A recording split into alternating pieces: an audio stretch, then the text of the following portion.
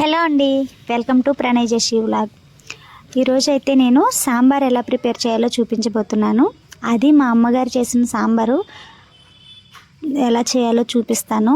ముందుగా అయితే కందిపప్పుని ఒక 15 మినిట్స్ నానబెట్టుకొని పక్కన పెట్టుకోవాలి. తర్వాత స్టవ్ మీద పెట్టి అమ్మ మామూలుగానే ఉడికిస్తుంది అనమాట, కుక్కర్లో కాకుండా. కుక్కర్లో అయితే ఒక 3 or 4 విజిల్స్ వస్తే సరిపోతుంది. కానీ అమ్మ మామూలుగానే ఉడికిస్తారు ఇలా గ్యాస్ పైనే. పప్పు బాగా ఉడికాక ఒకసారి బాగా కలుపుకొని ఆనపకాయ ముక్కలు, ఇంకా మునక్కాయ ముక్కలు, బెండకాయ ముక్కలు, ఇంకా టమాటా ముక్కలు, పచ్చిమిర్చి, ఉల్లిపాయ ముక్కలు కూడా వేసి ఒకసారి బాగా కలుపుకోవాలి. అందులోనే ఒక 1 గ్లాస్ వరకు వాటర్ యాడ్ చేసుకొని ఒకసారి ముక్కలన్నీ బాగా కలుపుకోవాలన్నమాట. ఇలా ముక్కలన్నీ వేసి సాంబార్ పెడితే, అది అమ్మ పెడితే మాకు చాలా ఇష్టం. నేను అక్క అందరం చాలా ఇష్టంగా తింటాం. ఇందులోనే ఒక 1 స్పూన్ వరకు పసుపు,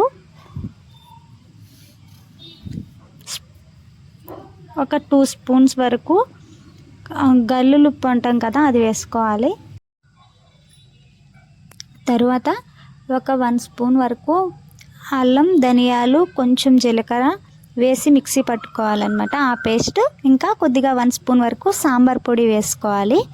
తర్వాత స్పూన్స్లో అయితే ఒక 3-4 టేబుల్ స్పూన్స్ వరకు కారం వేసుకోవాలి. తర్వాత చింతపండు మేము ముందుగా నానబెట్టుకొని పక్కన పెట్టుకున్నాము, అది కూడా ఇందులో యాడ్ చేసుకొని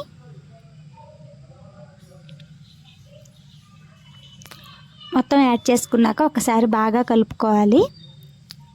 కలుపుకొని మనకి పులుపు సరిపోయిందో లేదో ఒకసారి చెక్ చేసుకోవాలి. ఇంకా సాల్ట్ కూడా సరిపోయిందో లేదో ఒకసారి బాగా చెక్ చేసుకొని ఇలా మరగనివ్వాలి.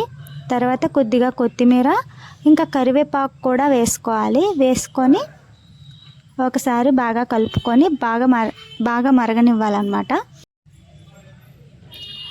ఆ తర్వాత మనం తాలింపు పెట్టుకుందాము. ముందుగా పెనం పెట్టుకొని అందులో ఒక 2 టేబుల్ స్పూన్ల ఆయిల్ వేసుకోండి. అందులో ముందుగా తాలింపు దినుసులు, దంచి పెట్టుకున్న వెల్లుల్లి రెబ్బలు, ఇంకా ఒక 4 ఎండుమిర్చిని వేసుకోండి. ఆ తర్వాత కొద్దిగా జీలకర్ర వేసి ఒకసారి బాగా కలుపుకోండి.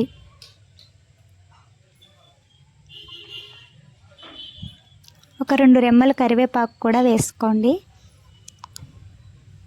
ఆ తర్వాత చిన్నగా కట్ చేసి పెట్టుకున్న ఉల్లిపాయ ముక్కల్ని కొద్దిగా వేయండి. ఇవి కూడా వేసి ఒకసారి బాగా కలుపుకోండి. తర్వాత ఒక 1 స్పూన్ వరకు మెంతులు కూడా వేయండి.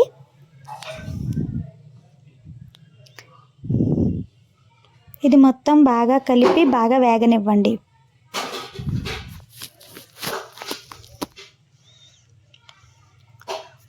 తాలింపు బాగా వేగాక మనం ముందుగా రెడీ చేసి పెట్టుకున్న సాంబార్ని ఇందులో వేయండి. సాంబార్ మొత్తం ఇందులో యాడ్ చేశాక ఒక చిన్న బెల్లం ముక్క వేయండి, చిటికెడు చిన్నది వేసాక ఒకసారి బాగా కలుపుకోండి. అంతేనండి, చాలా టేస్టీగా ఉండే సాంబార్ అయితే రెడీ అయిపోయింది. మీరు కూడా తప్పకుండా ట్రై చేసి మీకు ఎలా వచ్చిందో నాకు కామెంట్ చేయండి. Okay friends, bye bye.